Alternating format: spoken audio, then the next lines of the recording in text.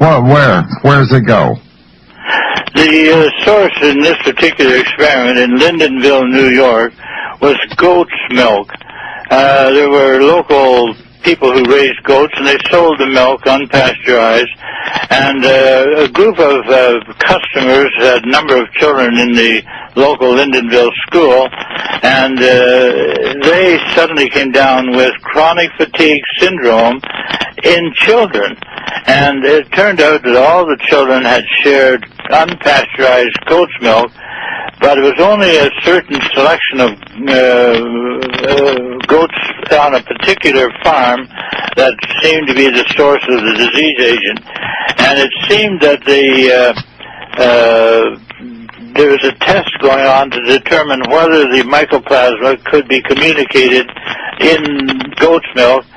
And sure enough, after this goat's milk had been distributed for a short period of time, and these children developed chronic fatigue syndrome, in some cases very, very serious cases of chronic fatigue, it was concluded that the goat's milk was the source of the problem.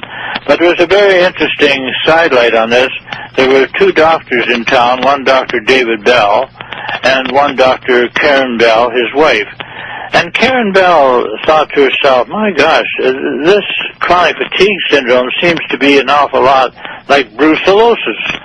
And so she tried some antibiotics to treat the brucellosis, and those students did get much better.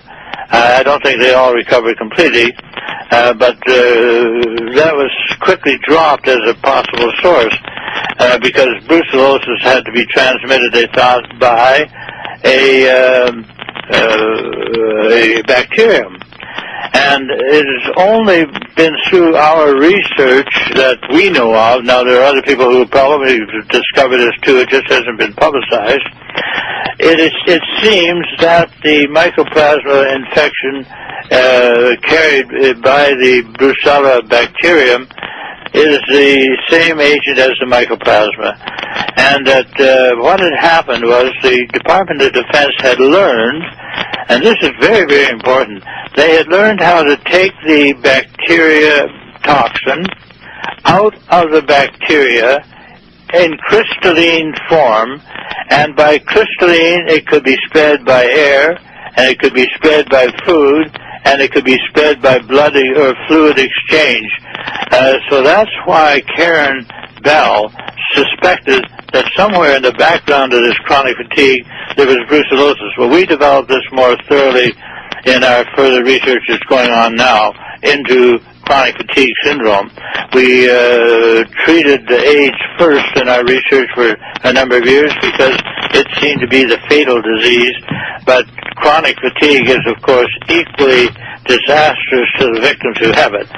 And so they apparently were testing the pathogen by air transmission, by food transmission, and then by blood. Now, the blood can be exchanged by insect bites, by vaccines, by illicit drug users, or even actually illicit drug users if they don't use proper precautions to keep the needles clean.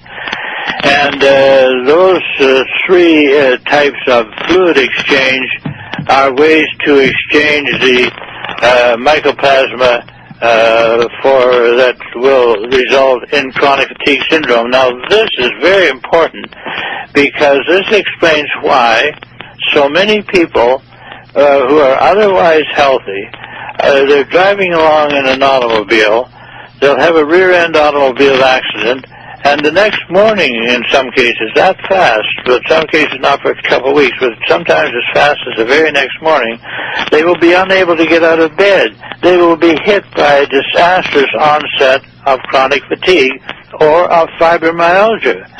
And it's because over the years they've either been bitten by insects and have picked up the agent, or they have received vaccinations and picked up the agents, or they have had legal or illegal drugs and picked up the pathogen.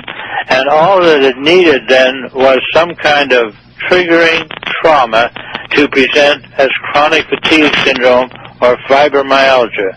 And so those diseases were transmitted by aerosol, food, or blood, whereas AIDS had to be communicated by fluid exchange, either semen or blood with sexual activities or with vaccinations. The other thing that you mentioned is, in a lot of these, there are cofactors. Can you introduce like one factor into it and then be sitting there to where you can be walking around like a time bomb, and as soon as the other factor's introduced, bam, you have it? Yes, now this is particularly true of blacks. In our research, and we cite this in our book, it was very early on discovered that black people naturally carry in their blood the mycoplasma. 30% of black people, otherwise healthy, walking around, minding their own business, they have the mycoplasma already in their body. Therefore, if they are to present with AIDS, they need the cofactor, or one of the cofactors, or one of the opportunistic diseases to present with full-blown AIDS. And they are already carrying one of the pathogens, whereas only 2% of healthy whites carry the same mycoplasma naturally in their genes. So this also shows up in the fact that with Wegener's disease and sarcoidosis and lupus, blacks will have these diseases much more frequently than whites, because the person is already carrying, in 30 cases out of 100, the mycoplasma in their blood. So there it is. It's sitting there, ready to go, with the cofactor being introduced. Bang, they've got it off and running. This is a perfectly designed killing system. But what's happening now in the country on the topic must be emphasized, and the most dangerous chapter I read in your book, AIDS, the Crime Beyond Belief, avian flu, a cautionary tale. And you say that President George Bush, on September of 2006, he may have to call upon the U.S. military to administer the vaccination program and confine dissenters to concentration camps until they, too, accept the vaccine offered. Gather this.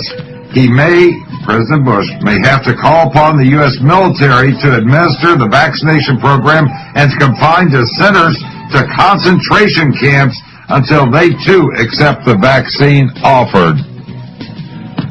Let's talk a little bit about that and what may be in the offing. More with Professor Donald Scott. AIDS, the Crime Beyond Belief. When we get back.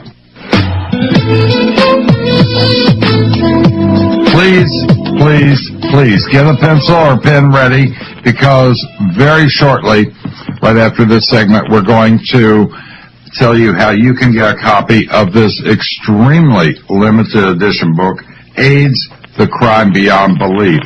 Now, Professor Scott, we were talking about the mandatory, and he went beyond mandatory. He went, if you don't do it, you'll be thrown in a concentration camp. On September 2006, the president said that on vaccination.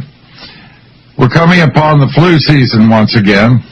The vaccinations are going to be rampant. They're going to say, well, we're going to have this, that, and the other.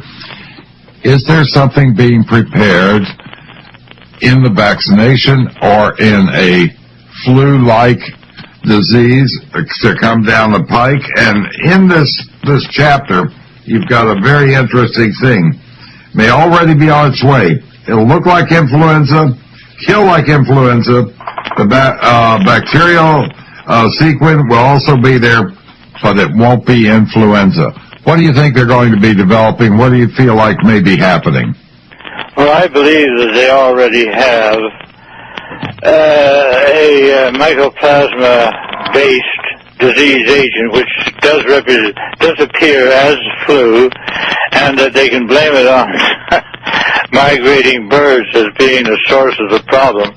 There are all kinds of problems about when this should be let loose. It's something along the line of the bailout that's going on now. They have a number of, now when I say they, I'm